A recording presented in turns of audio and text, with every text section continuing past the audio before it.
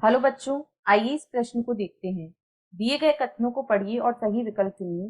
कथन 1, मैमल श्वसन के दौरान खा सकते हैं। कथन 2, मैमल्स में ऋणात्मक दाब श्वसन होता है।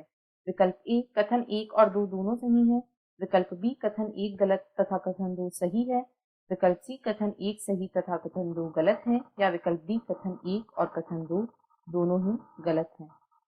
इस प्रश्न की जो मुख्य अवधारणा है, मुख्य अवधारणा वह है ऋणात्मक दाब श्वसन।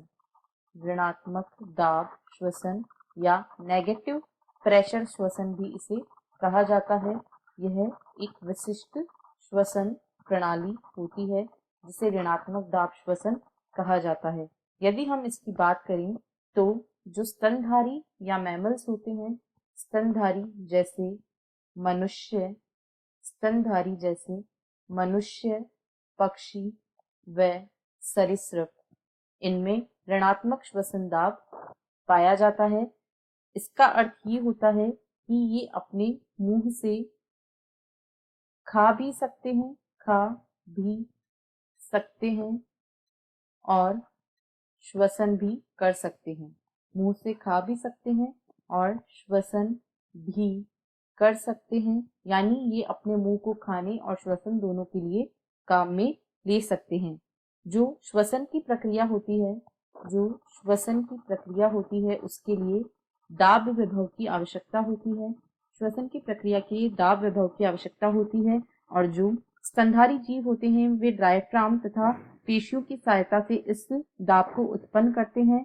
जो फेफड़े होते हैं उनमें एक ऋणात्मक दाब उत्पन्न हो जाता है, क्योंकि जो अंतःफुफ्फुसीय दाब होता है जिसे IPP कहा जाता है, यह वायुमंडलीय दाब से कम हो जाता है।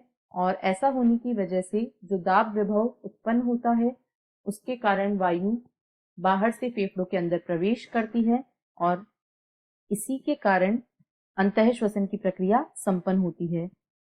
जो फेफड़ों का आयतन अधिक हो जाता है और दाब कम हो जाता है, उसी की वजह से वायु अंदर प्रवेश करती है और इसी वजह से खाते समय जो स्तनधारी जीव होते हैं वे श्वसन भी कर सकते हैं। अतः यदि अब हम कथन 1 व 2 को देखें तो 1 में कहा गया है मैमल्स श्वसन के दौरान खा सकते हैं, यह बिल्कुल सही है। कथन 2 में कहा गया है मैमल्स में ऋणात्मक श्वसन दाब होता है, यह भी सही है। अतः विकल्प ए, कथन 1 व 2 दोनों सही हैं, इस प्रश्न का सही उत्तर है। आशा है आपको प्रश्न समझ आया होगा। धन्यवाद।